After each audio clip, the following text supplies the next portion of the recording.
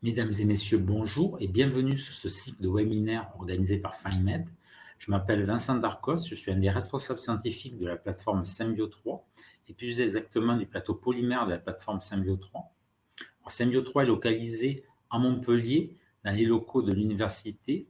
Nous sommes rattachés à l'Institut des biomolécules Masse-Mousseron. Le plateau polymère, lui, se situe au niveau du département biopolymère artificiel.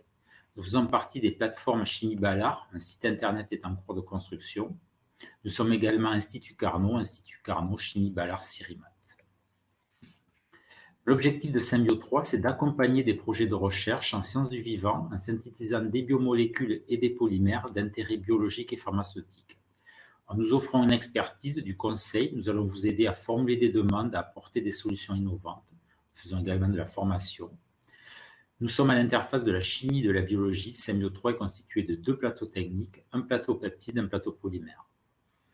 Le plateau peptide, lui, est spécialisé dans la synthèse, la purification et l'analyse de molécules bioactives, alors principalement des peptides. Le plateau polymère, dont je vais vous parler aujourd'hui, il est spécialisé dans la synthèse, la caractérisation et l'étude de la dégradation de polymères à usage pharmaceutique et biomédical.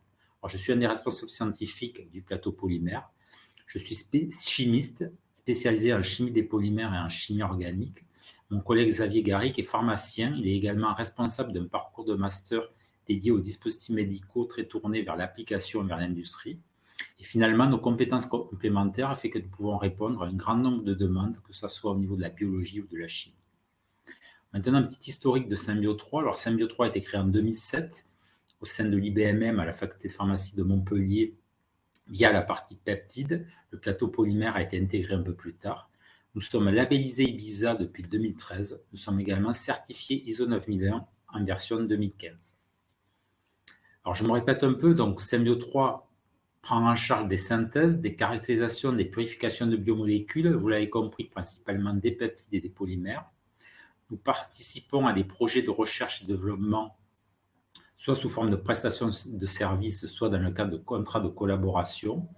Nous mettons également à disposition de nombreux équipements. Les utilisateurs peuvent être formés sur les équipements et une fois formés, ils peuvent utiliser ces équipements selon les règles définies par la plateforme. Nous faisons également de la formation théorique et pratique et nous faisons également du développement méthodologique par l'intermédiaire de plusieurs publications par an. Donc, la filière de Symbio3, c'est santé, c'est le médicament et le DM, le dispositif médical. Les utilisateurs de Symbio3, c'est pour moitié-moitié, académique, industriel, comme vous pouvez le voir sur ce camembert. Donc maintenant, je vais me focaliser un peu plus sur le plateau polymère. Donc, le plateau polymère prend en charge la synthèse, la caractérisation de polymères à façon. Donc, ça, c'est important. On travaille sur des polymères à façon. Donc, on va définir ensemble un cahier des charges sur la synthèse des polymères. On travaille principalement sur des polymères dégradables, mais on verra pas que, et pour le secteur de la santé. Alors, j'ai mis quelques mots-clés qui me paraissaient intéressants. Polymère, design de polymère, santé, vectorisation, DM, diagnostic. Finalement, ces mots-clés, c'est plus ou moins les thématiques du département biopolymère artificiel où se situe le plateau polymère de Symbio3. Ces axes de recherche, ça va être le drug delivery, tout ce qui est ingénierie tissulaire, dispositifs médicaux, le diagnostic biomédical, que ce soit en imagerie ou de plus en plus sur des problématiques d'immunologie. Alors, quels sont les polymères que l'on peut proposer sur Symbio3?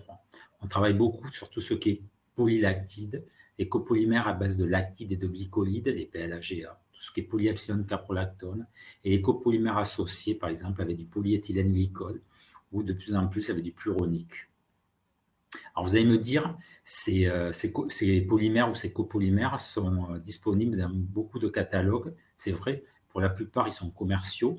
Néanmoins, nous, on peut répondre selon un cahier des charges précis. On va définir ensemble un cahier des charges comme la masse molaire, la dispersité, le ratio en comonomère, la balance hydrophobe-hydrophile. Et en général, on peut répondre dans des temps relativement courts. Un exemple de synthèse qu'on fait régulièrement au laboratoire, qu'on peut proposer, c'est des séries de copolymères à base de polyéthylène glycol et de polyacide lactique. On peut travailler sur la série dibloc, PEG-PLA, sur la série tribloc, PLA, PEG, PLA. En général, on travaille avec un catalyseur à l'éthème parce qu'il est FDA. Ce catalyseur peut être aussi quantifié à la fin de la synthèse sur le polymère pur. On va travailler avec des amorceurs de PEG monofonctionnels, difonctionnels. L'intérêt de ces macro-amorceurs, c'est qu'ils sont commerciaux. On va travailler sur le type de monomère, on va travailler sur le type de polymérisation. On peut travailler en solution, en masse, et suivant l'application visée. Lorsqu'on fait du drug delivery, on vise plutôt des petites masses molaires. Lorsqu'on veut travailler sur du biomatériaux, sur du DM, on va travailler plutôt sur des hautes masses molaires. Donc on peut travailler en fixant une même balance hydrophobe-hydrophile. On peut faire toute une série de copolymères, en faisant varier la masse du PEG, 2000, 5000, 10 000. On peut travailler sur la série diblocs, triblocs. Et une fois synthétisés, ces polymères vont être caractérisés par RMN, par chromatographie d'exclusion stérique pour voir les masses molaires, etc. Et les quantités que l'on peut faire, ça va du gramme à la dizaine de grammes. Maintenant, je vais vous parler d'un exemple où Symbio3 a grandement participé sur une collaboration qui a mené sur une mise sur le marché. C'est sur la synthèse de microparticules à façon pour la diluance contrôlée de principes actifs. Et ici, le principe actif, c'est un facteur de croissance. C'est pour de la différenciation au niveau des cellules souches. C'est une collaboration entre le département biopolymère artificiel de l'IBMM et une équipe à Angers de l'INSERM, où Symbio3 a grandement participé, comme je viens de vous le dire. Donc à Angers, ils travaillaient avec des copolymères de type PLAGA pour la libération contrôlée de leurs facteurs de croissance. Alors, les profils de libération étaient peu satisfaisants. Donc l'idée, ça a été de préparer des copolymères à base de PLAGA, mais en utilisant un bloc central de pluronique. Alors le pluronique, c'est un tribloc à base de polyéthylène glycol et polypropylène glycol. Et dans ce pentabloc, qui s'est révélé non toxique, a donné des profils de relargage très intéressants. Ça a donné lieu à un brevet, plusieurs publications. Ce brevet a été racheté par la société Normandie Biotech. Et finalement, ça a donné un premier traitement régénératif du cartilage chez les chevaux, et notamment chez les chevaux de course. Alors là, je vous ai montré des premiers exemples de synthèse de polymères dégradables. Donc, au laboratoire, ce qu'on fait également beaucoup, on va faire du design de polymères. On va faire de l'ingénierie macromoléculaire. L'idée, parce qu'on voit souvent un polymère, on le voit comme un spaghetti, comme un collier de perles, mais on n'imagine pas toutes les fonctionnalités qu'on peut amener sur ce polymère.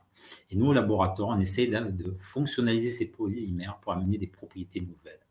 Et c'est toute la technique de l'ingénierie macromoléculaire. Donc, on va jouer sur la composition. En fait, c'est un peu ce qu'on faisait sur les exemples que je vous ai montrés précédemment, sur la topologie. On peut travailler sur des polymères linéaires en étoile et surtout sur la fonctionnalité. Et ça, c'est très intéressant. On peut amener de la fonctionnalité en bout de chaîne ou de manière latérale sur tout le squelette du polymère. Et après, on peut aussi jouer sur la masse molaire pour avoir l'application visée. Donc, si on veut faire de l'ingénierie macromoléculaire, si on veut amener de la fonctionnalité, on va pouvoir jouer sur l'amorceur. L'amorceur se retrouve en bout de chaîne du polymère, donc on va prendre un amorceur fonctionnel.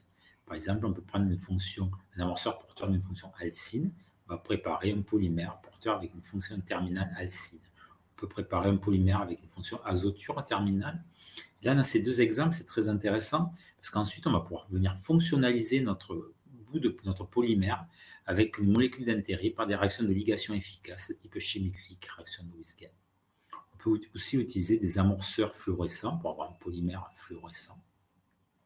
Alors, ces polymères, en utilisant un amorceur fonctionnel, on va pouvoir préparer des polymères dégradables. C'est le premier exemple. En général, pas de polymérisation par ouverture de cycle de lactone. On peut préparer aussi des polymères par polymérisation radicalaire. Alors, la polymérisation radicalaire, elle est intéressante parce que par cette technique, on peut préparer un grand nombre de polymères fonctionnels. Pourquoi? Parce qu'il existe un grand nombre de monomères, par exemple vinyliques fonctionnels, commerciaux, de monomères commerciaux, que l'on trouve dans les catalogues. Donc, on pourra préparer des polymères fonctionnels, par exemple hydrophiles, solubles dans les milieux biologiques, biocompatibles, des polymères antibactériens, des polymères stimulus sensibles, comme thermosensibles. Alors ça, c'est très intéressant d'avoir des polymères thermosensibles. C'est des polymères qui vont être solubles dans l'eau, par exemple, à température ambiante. On les chauffe, ils précipitent. Pour certaines applications, ça peut être très intéressant.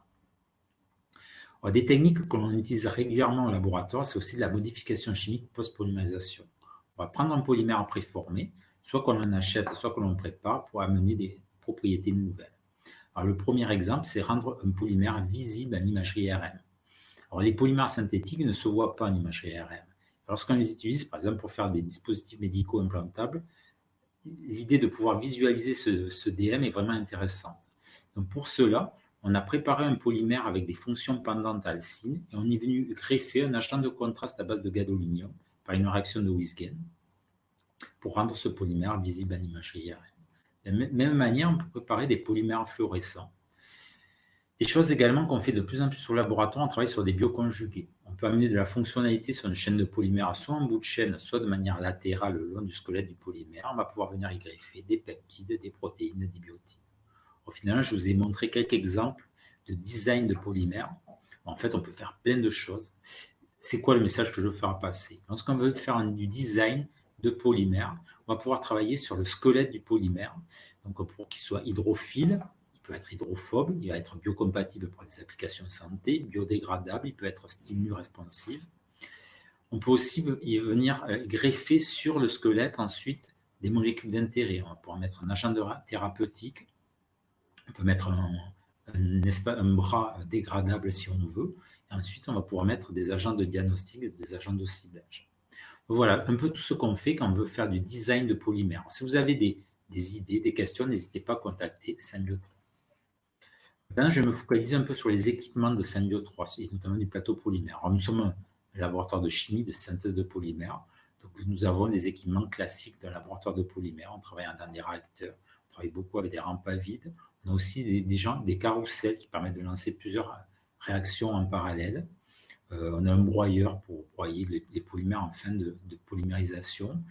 On a, au niveau caractérisation, de la chromatographie des fusions stériques pour déterminer les masses molaires, un viscosimètre à capillaire pour les viscosités, des appareils pour les analyses thermiques, etc. On s'appuie également sur la plateforme d'analyse de caractérisation, la PAC à Montpellier, pour tout ce qui est RMN un peu poussé ou spectrométrie de masse. Donc en gros, lorsque vous avez un polymère analysé ou lorsqu'on vous prépare un polymère qu'on veut le caractériser, on va faire de la chromatographie des fusions stériques pour les masses molaires. Donc on a du THF, dans le THF, dans le DMF ou le chloroforme. On peut même utiliser des solvants non usuels sur des sessions. On a un viscosimètre capillaire à billes pour les mesures de viscosité. Et on a une DSC, une TGA. Après, on peut faire des caractérisations plus spécifiques, comme des dosages de bout de chaîne, dosage de l'eau résiduelle, etc. Alors pour conclure, j'ai essayé de résumer un peu ce que peut faire Symbio 3. Donc, vous l'avez bien compris, nous prenons en charge la synthèse, la caractérisation de polymères à façon. Donc, on fixe ensemble un cahier des charges. On travaille principalement sur des polymères dégradables, mais pas que, pour le secteur de la santé. Donc, les synthèses qu'on peut proposer, ça va de la synthèse de homopolymère à la synthèse de polymères à architecture complexe, en passant par des synthèses de copolymères. Les caractérisations, dont je viens de le dire, donc c'est tout ce qui est chromatographie des fusions stériques pour déterminer les masses molaires, viscosimétrie, analyse thermique, on a un spectromètre infrarouge, et on peut faire aussi plein d'autres choses à la demande. On fait aussi régulièrement des études de dégradation de polymères, c'est des choses qu'on fait beaucoup. On peut vous faire des études de faisabilité. Donc, si vous avez des questions, des demandes, n'hésitez pas à nous contacter, Symbio 3, soit sur l'adresse générique, Symbio 3, ou sur mon adresse professionnelle. Et pour finir, je voudrais remercier FineMed qui nous permet de présenter Symbio 3, plus particulièrement le plateau polymère de Symbio 3. Et je vous remercie pour m'avoir écouté, pour votre attention.